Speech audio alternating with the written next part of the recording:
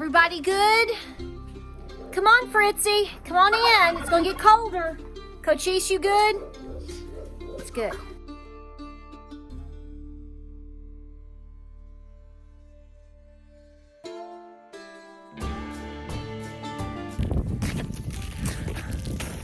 All right. How y'all doing this morning? Woo! I said it's great to be a Tennessee Vol. I said it's great to be. Welcome to Appalachia's Homestead.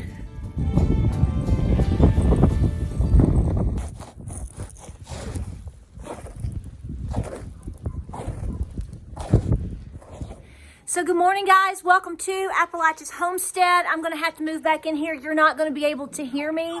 The cold front is pushing down from the north, it appears, and pushing in. Some of the areas of Tennessee are expected to get another 1 to 4 inches of snow. I don't think we're going to get more snow, but what's happened here this morning, please be careful out there, guys, no matter where you are. We got sleet and freezing rain last night, right?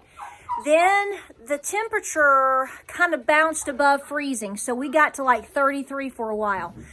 On one hand, it feels great. I mean, it really does, right? We're like, yeah, it's like a heat wave. But the bad thing is it is ever so slightly making things slushier and melting things. And then by this afternoon, around 4 or 5 o'clock this afternoon, we're going to be down to 24. We're going to get down to somewhere in the ballpark of 7 to 8 degrees tonight, overnight into tomorrow morning.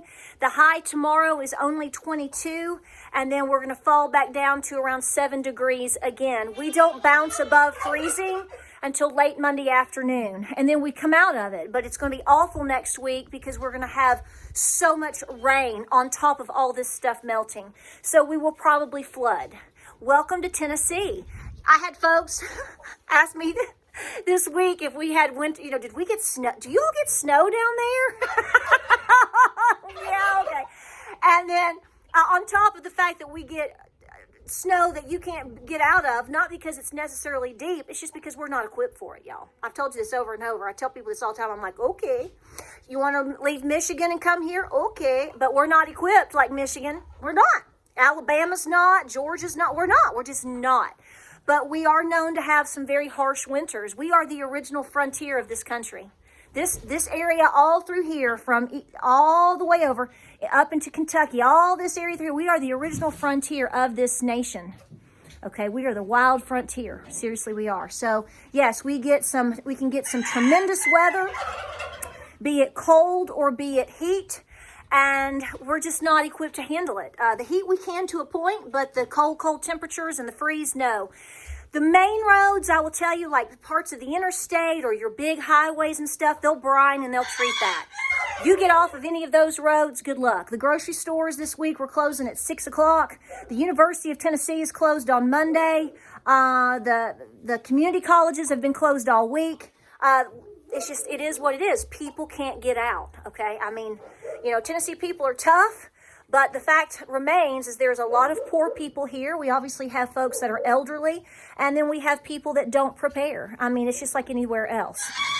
I was reading online this week on some local groups, and I didn't say anything. I'm not going to, but I was curious, and I looked on there, and there's people complaining that the TDOT or local groups or whoever are not coming to people's houses essentially and shoveling out their neighborhoods or their driveways. And I have to tell you, I sat there and I thought, how long have y'all lived here?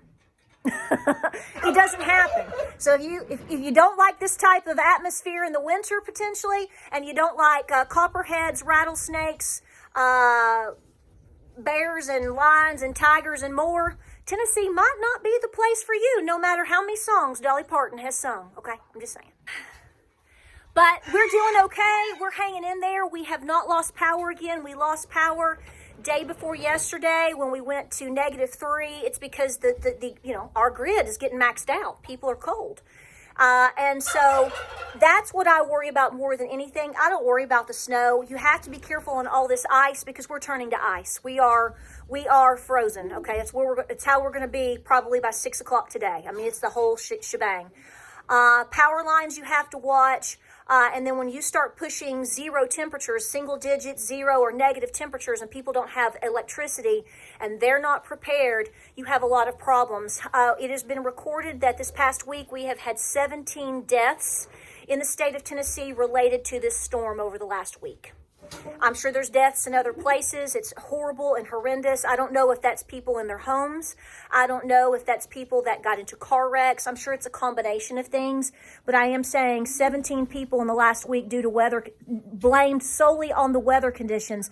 That's a lot. But unfortunately, these things happen. And I don't know if people pay attention or learn.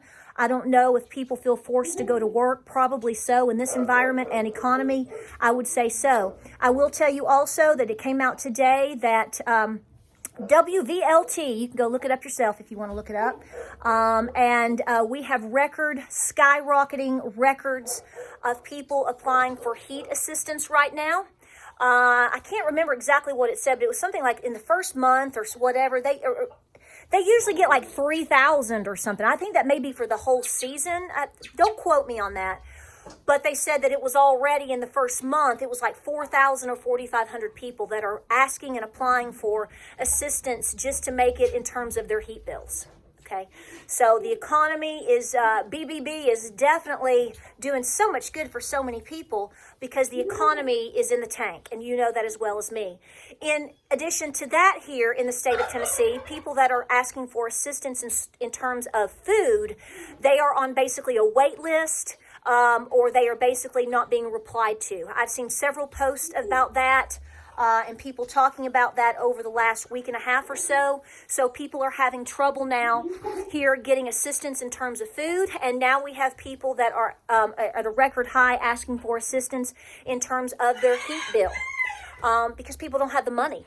People don't have the money. This is what I'm talking about. This is what we've been talking about. To do the very best that you can prior to any type of situation, be it a storm, a bad season, a job loss, an economic collapse. We could go on and on of all the potentials that we are already seeing or are going into. I don't see the economy letting up on anybody. Who was it today? I saw there were layoffs with, is it Wayfair? Wayfair laying off like 1,500 or 1,600 people. So I'm just saying, here we are, third week of January of 2024. And people need more assistance than ever. People are losing jobs, and they're telling you that things are hunky-dory. You know better. This is why we tell you constantly, and this is why we work our butt off to try to be as prepared as possible, because you just don't know what the season is going to bring and what's going to happen. By the way, Ginger has moved back to the barn. She was in and out of the house, in and out of the garage. But for the past 3 days, believe it or not, she chose to be up here. She's been taking care of little sister. She's been sleeping with sister in the bed, taking care of her. Fritz has been coming down to the house and been sleeping on the heated mat. He's been great, no problem. But just so you ask and know, Ginger kind of bounces back and forth, and she's taking care of sister. So that's what's going on there. But listen, I hope that you guys are super safe. We can joke about the weather. We can joke about me sliding down the driveway, which I'll probably do on the way back to the house with my milk. But all of the animals are doing great. We've had no problems. But again, it goes back to being prepared. Not only do we try to stay prepared as possible, but when we know something's coming, if we get wind of it, no pun intended, a week or two or so in advance, we go into action. This morning, just like this, I got up. I was like, we still have electricity.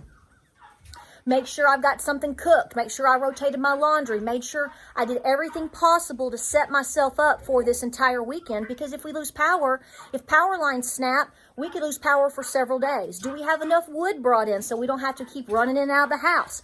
All of the little things, you have to stay ahead. That's just a little microcosm of preparedness. All the things that you have to do. Do you have all the things that you need to get through 3 or 4 hard days or a couple of weeks? I virtually have left the house, one time over the past 2 to 3 weeks due to, I was sick and then now the weather. It just pays to stay home, stay out of people's way, take care of things at home, and to stay ahead. Listen, I hope you're doing well. We'll keep you posted. It's going to be a hunker down weekend because it's going to be very, very cold. Everybody's doing great. And I just want to say thank you so much for all of your kind remarks. and your input on especially the recent videos. All of your stories and all of your support for each other is so important. It's important for us to try our best to keep talking and to keep pointing out all the positives that there are and that there is in terms of staying prepared. We're in that season, guys. I don't see us leaving it for quite a while. Like, subscribe, and share. Stay very warm out there, okay? Stay very warm, and as I always say, run those faucets. You don't want a frozen water pipe. No way, Jose. Love you guys so much. Like, subscribe, and share. Thanks for being here. Stay safe. We'll see you on the next video. God bless and Godspeed.